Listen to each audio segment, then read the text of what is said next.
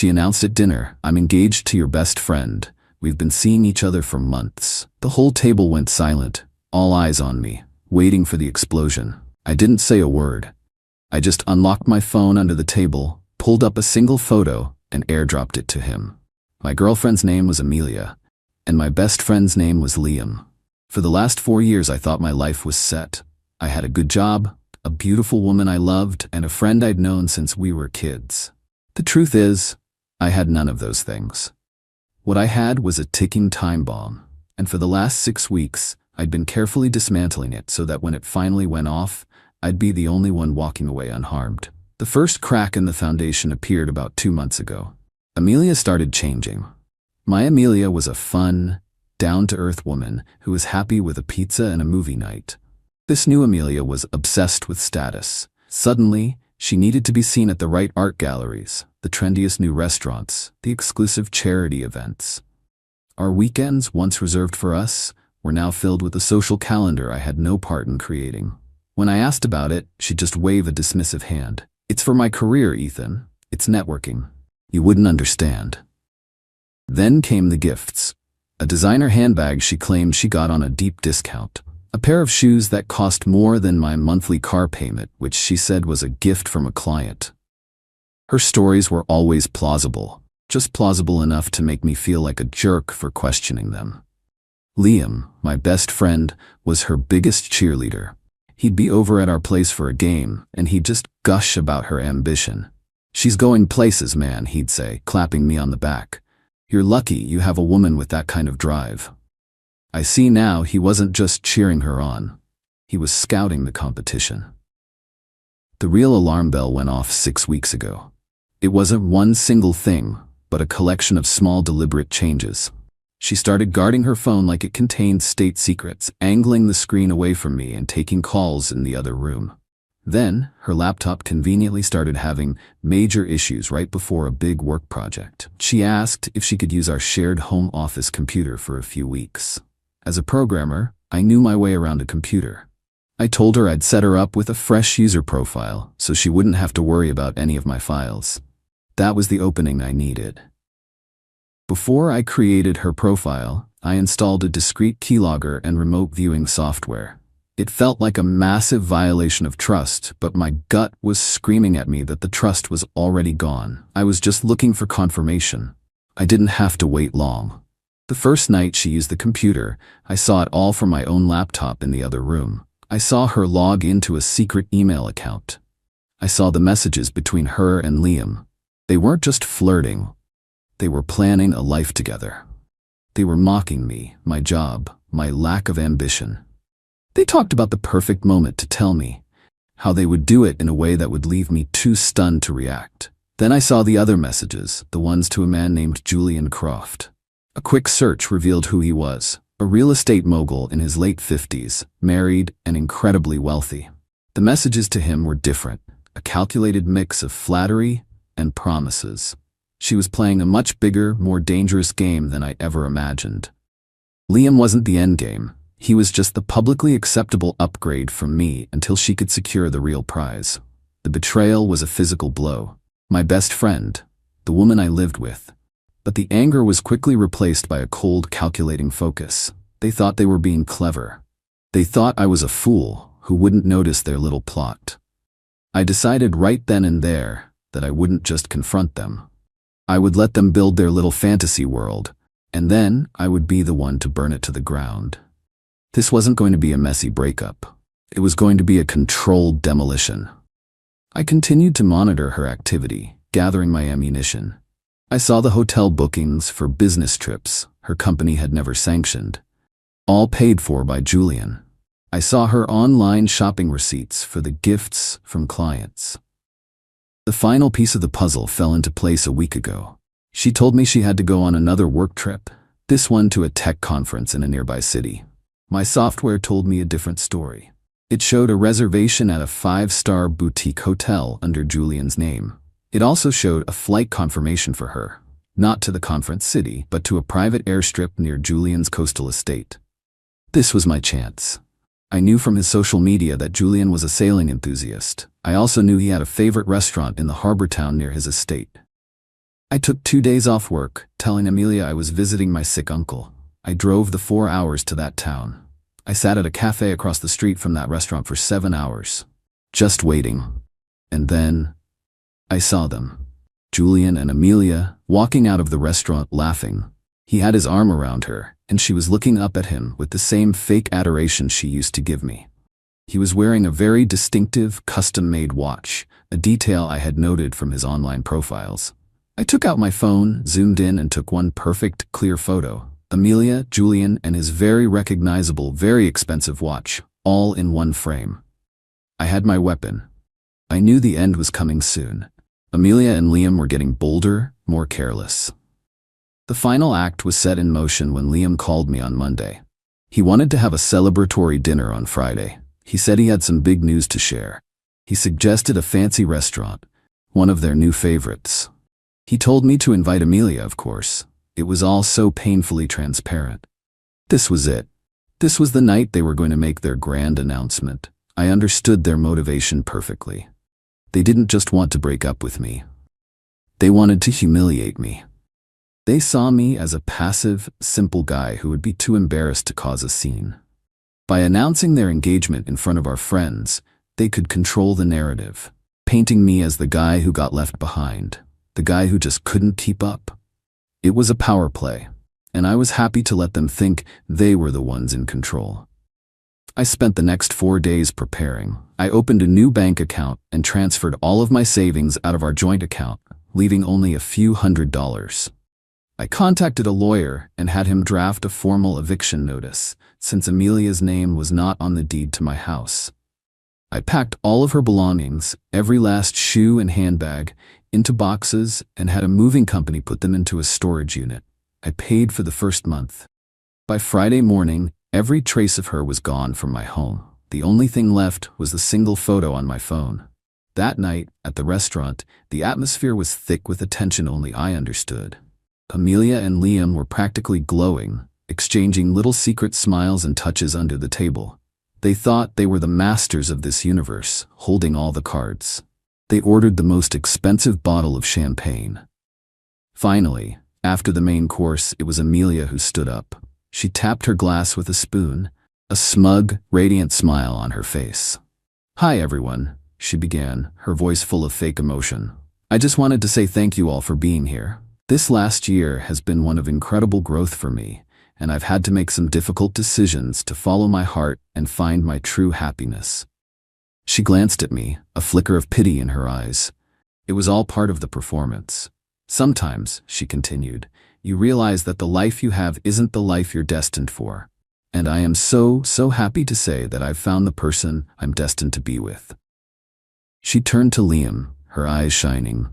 "Liam and I have been seeing each other for the past few months, and tonight I'm thrilled to announce that we're engaged."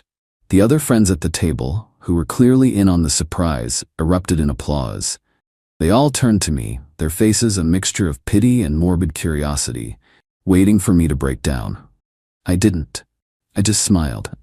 I looked at Liam, my best friend, the man who had just stolen my life, and I gave him a slow, knowing nod. Then I looked down at my phone. I selected the photo I had taken a week ago, Amelia and Julian, with his custom watch gleaming in the sunlight.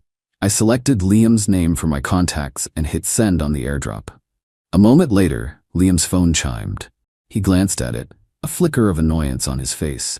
Then his eyes widened. He went completely still.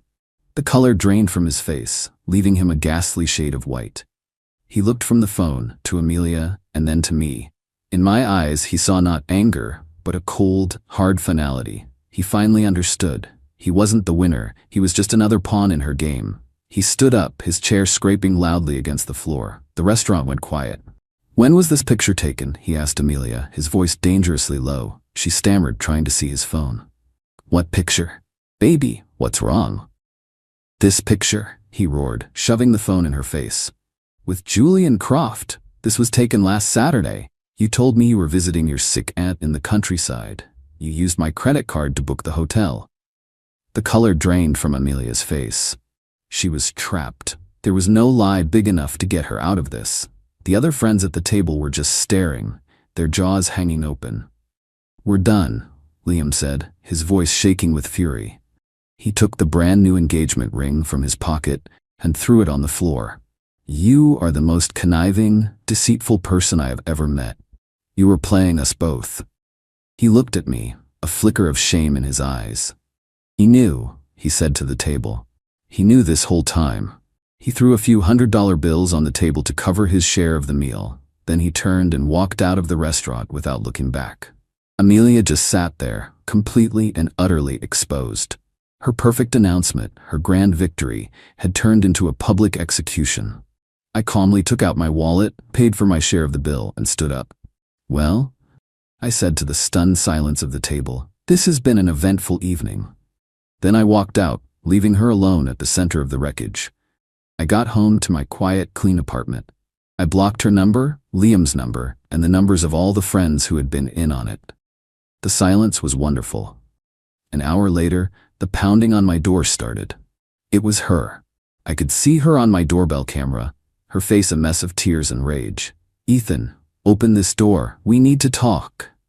I just watched the feed, a strange sense of detachment washing over me. After a few minutes of her screaming my name, I spoke through the intercom. There's nothing to talk about, Amelia. We're done. Her tone changed instantly. The anger vanished, replaced by a desperate, pleading sob. No, baby, no. I loved you. It was always you. Liam was a mistake. Julian was nothing. Please let me in. I have nowhere to go. That's not my problem anymore, I said. Your belongings are in a storage unit. The key and the address have been sent to your parents' house via overnight courier. They should arrive tomorrow morning. She just stared at the camera, her mouth opening and closing. The idea that I had been so many steps ahead of her was something her mind couldn't seem to process. She started screaming again, a raw, primal sound of pure frustration. She screamed that she hated me, that she had never loved me, that I had ruined her life. I just turned off the intercom and went to my kitchen to pour myself a drink. I had one last move to make. I found Julian Croft's wife on social media. Her profile was public. I sent her a message from a newly created anonymous account. It was the same photo I had sent to Liam with a simple caption, "Your husband, last Saturday, thought you should know." The next morning, I got a call from an unknown number. It was Amelia's father. His tone wasn't angry. It was defeated. He said the courier had just arrived with the storage unit key. He told me Amelia had shown up at their house in the middle of the night, hysterical, telling them some twisted version of the story where I was the villain. He said that after getting the key, they knew my side was closer to the truth. He told me they had given her an ultimatum: get a real job and start therapy, or she was on her own. The bank of mom and dad was closed. That was the first domino. The second domino fell 2 days later. Julian Croft's wife, a woman named Eleanor, was not the type to sit quietly. She didn't reply to my anonymous message. Instead, I got an email to my work address from her personal assistant, requesting a brief, confidential call. I agreed. Eleanor was polite, cold, and efficient. She had clearly done her homework on me. She thanked me for the information and asked if I had any more. I forwarded her a selection of the key-logged evidence, hotel receipts in Julian's name, screenshots of Amelia's shopping sprees on his dime. I didn't ask for anything in return. Helping her was its own reward. The fallout was spectacular. Within a week broke of the Crofts' impending, very public divorce. Eleanor, armed with my evidence, cleaned him out, but she wasn't just after his money. She was a majority shareholder in a rival company. She used the scandal to orchestrate a hostile takeover of a subsidiary of Julian's company, a project he had been working on for years. She didn't just divorce him, she professionally crippled him. Julian, embroiled in legal and financial chaos, ghosted Amelia completely. Her golden ticket was gone. Meanwhile, Amelia's smear campaign against me began. It was weak and desperate. She told our old friends that I was a possessive monster who had used a photoshopped picture to drive a wedge between her and Liam because I couldn't stand to see her happy. It might have worked if Liam hadn't been on a scorched earth campaign of his own. He called me about a week after the dinner. He sounded terrible. He didn't apologize for the affair. He wasn't that kind of man, but he did apologize for underestimating me. He told me that he had gone into our old group chat and laid out the entire truth. The months of lying, the planning, Amelia's other affair with Julian. He did it to save his own reputation, not to help me, but the result was the same. He ended the call by saying, "She's a sociopath, man. You're lucky to be rid of her." He moved to a different state a month later. Amelia was now truly radioactive. She had no boyfriend, no fiancé, no wealthy benefactor. Her parents were keeping her at arm's length, and her friends had all sided with me or Liam. She was a social pariah. That's when the final, pathetic phase began. About a month after the dinner, I received a formal-looking letter in the mail. It was from a lawyer. Amelia was demanding financial support. She claimed that our 4-year relationship constituted a common-law marriage, and that she was entitled to half of my assets, including a portion of the value of my house. She was also suing for emotional distress caused by my public humiliation of her. I just laughed and forwarded it to the lawyer I had already consulted. My lawyer's response was a work of art. It was a single page.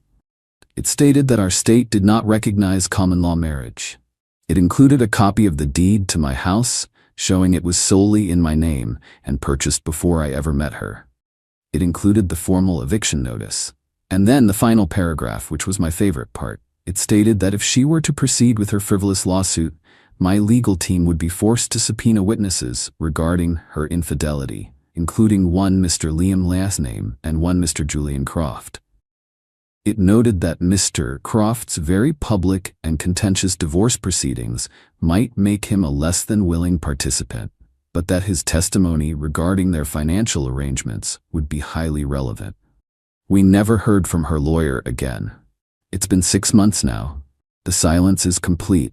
I heard through the grapevine that her parents eventually took pity on her and let her move into their basement. She's working some low-level admin job, constantly complaining about how unfair her life is. Julian Croft is a shadow of his former self, and his ex-wife Eleanor's company is thriving. Liam is gone.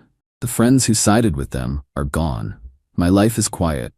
I reclaimed my home, my finances, and my peace of mind. They tried to play a game, thinking they were the only ones who knew the rules. They didn't realize I had already rewritten the code and set the board. I blocked Amelia on every platform, changed my number the next day, and enjoyed the silence. I had won. Not by yelling, not by fighting, but by thinking.